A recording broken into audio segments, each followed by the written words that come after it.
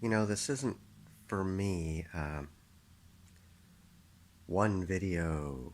This is a system.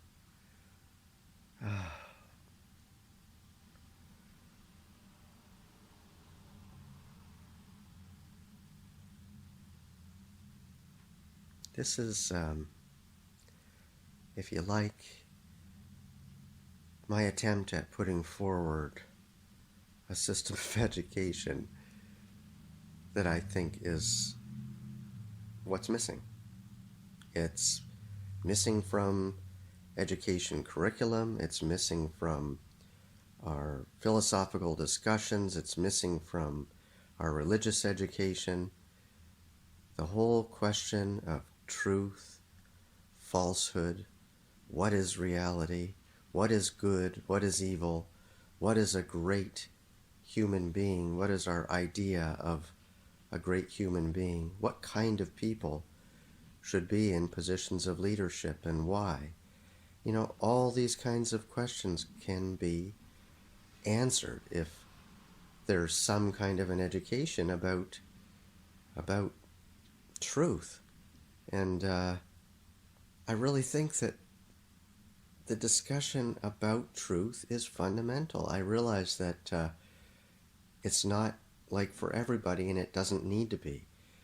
But for those people that are kind of tired of seeing one after another, so-called, authority figure be incredibly disappointing, either morally or, in some other way, it's time to take back our own, you know, our own education. We're responsible for it.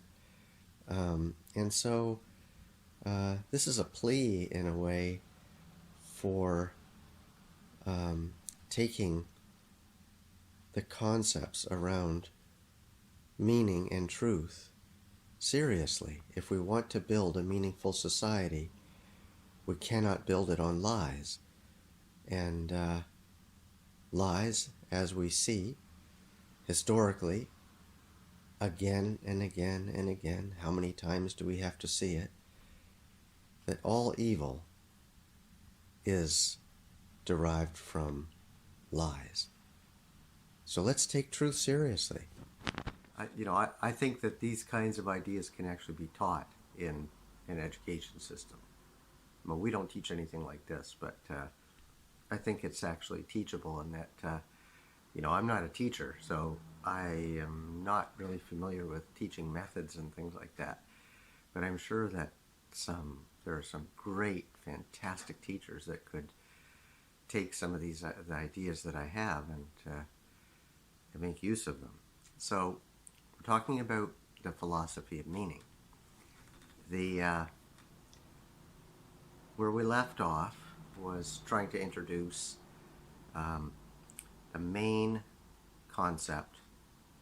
The main review concept is that all experiences, human experiences of meaning, whether you're across race, this is transcendent. This is an important point, that meaning, the sensation of meaning, is a transcendent human experience. That transcendent doesn't mean something big pie in the sky kind of transcendence. It means literally it transcends race, age, cultural barriers, you name it. That every human experience of meaning contains the element of immediacy. So that is, I was there actually experiencing that moment. Okay, so this is a terribly important point. Like, I can't drive it home enough how important it is that a whole philosophy can be built on this simple concept, is that, wow, every experience of meaning has an element of presence. Okay, this is the beginning of the tie-in, the beginning of the way to understand what all this mindfulness stuff and what all this be here now stuff is kind of about. But in in a way, it shouldn't be something that's derived from, religion or some ancient text or something. This should be derived from living, from just the ordinary experience of living. A person who's living a life could understand this without being told. Anyway, so we're introducing uh, um, a method now, and this method is called the bowstring method. So this is a way of now taking the two concepts that have been talked about and putting it together and using that to discuss what constitutes meaning in a human life. And in a way, we're giving a definition to meaning. So I've created an example, something that we can use to just describe this phenomenon. This is a piece of elastic, and the bowstring. I'll put up a diagram here because I want it to be understood like there's a bow from here to here, and there's a string touching from the bottom of the bow to the top of the bow, and that string, it doesn't matter how we hold the bow, up or down, right or left, but that string represents human experience. Now, part of the human experience is, obviously, on one side, is the experience of interpretive perception, interpreted reality, and on the other side, it is direct reality, a direct relationship with the world. Now, I said before that every experience of meaning has a connection between these two. I was physically there, I remember that I was there, and at the same time, I was living that experience. So that's why I have drawn a black line in the middle of this elastic, and that black line represents the mean. That is the middle point between the tension that exists between interpreted reality and immediate reality. So that's how we are going to use the term meaning. Meaning is the mean, or the middle point, between the tension between the realm of interpreted reality, which can be also called the realm of action, and the realm of immediate reality, which can also be called a realm of appreciation. In the realm of interpreted reality, everything is about making use of the impressions in order to survive. In the case of immediate reality, it is a question of just the absolute acceptance of reality as it is, and it moves in the direction of appreciation and of love, etc. So we're going to be talking about those two fundamental aspects of the human perception in different ways, because even though it's really just one idea, there's different ways to look at it, and those different ways of looking at it allow us to explore all kinds of radiant questions. So the image that I want to get in place here is the bowstring. This string here represents the human experience. Now, we're going to say, why is this a useful diagram or useful method of understanding? One of the things that I think has been, I just think it's been a terrible inheritance of, I don't know whoever came up with these ideas of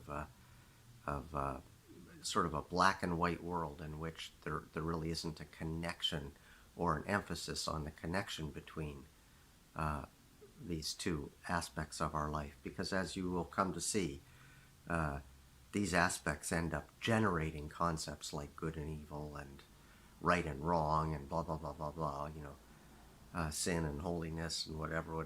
They're so fundamental to the human experience that you can't avoid them in any culture that may be given different names. But um, what we're emphasizing in the philosophy of meaning is that the human life is a process is defined by the connection and the strength of the connection between these two forms of reality. Why is that a useful way of looking at it? What kind of questions does it begin to answer right away? Well, we're talking about the meaning of life. Okay, so what happens here? The meaning, there's only meaning, and I'm going to talk about this in terms of vibration. If, as long as these two things are connected, if I disconnect it, there's no ability for this thing to vibrate. It's just a floppy piece of string waving in the air. When I connect the other side, when the two sides forms of perception are connected, we get something that begins to have vibration. And that vibration, I'm going to call, that's the vibration of a human life. The human life is a vibration, okay? And then the meaning of the human life is defined by that. So in order for there to be meaning, there needs to be a connection between these two forms of reality. Okay, so I think we're going to leave it for there today, and then tomorrow I'm going to talk about these forms of perception in terms of love, action, and meaning. And this analogy will then, or this method of thinking about things will then begin to allow us to explore all kinds of follow-on questions. But I think it will begin to clarify some things. It begins to clarify some things immediately that have been grossly misunderstood, in my opinion, in society, and that is that a life without tension is not a meaningful life. That tension is inevitable. It is necessary. It is a defining feature of being a human being. In other words, you can let go of this thing from the bottom and say, oh, this is just a spiritualized individual. Doesn't do anything. That's the kind of thing you see in life, isn't it? It's the kind of image we have about a spiritually evolved person. They're just up there doing, talking, whatever. Oh, but there's no meaning to that in this analogy. What happens if you let go of the top? You end up with a person who's focused only on doing, only on the act of creation, only on the act of survival, which, even though it seems, like it's the grasping at all the means that one could possibly become secure and have power over other things. This is also, in this way of looking at the world, it's a meaningless life. A meaningful life is a life in which these two forms of perception are intimately connected and interplay together, interact together to form a vibrant human experience. Okay? So that's the concept that we're going to be building on. So thanks for being so patient. I know this is kind of hard in the beginning, but we have to have some common language, and then we can begin to talk more about many other radiant questions. Anyway, thank you.